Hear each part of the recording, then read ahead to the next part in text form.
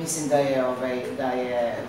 da je to divan potez što se to uopšte radilo i drago mi je da će se raditi druga sezona, ali mislim da je trebalo biti pažljiviji u nekim segmentima svega toga i nisu neke stvari najsrećnije, ali kad počinjete neki posao vi nikad ne znate na što će to da izađe, a drugo, znate za ono koliko para, toliko muzike. Ja sam bila pod utiskom serije ove fantastične. Dragana Bjelogrlića. Senke nad Balkanom. To, da, naravno, tu sam i igrala.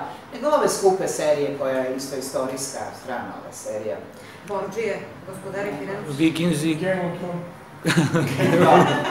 To, ja sam bila potpuni fan toga i onda razumljivo, to je najskuplja serija svih vremena. Dakle, neću, ja znam da su moje kolege uložile veliki trud i eto, toliko, mislim, neću da...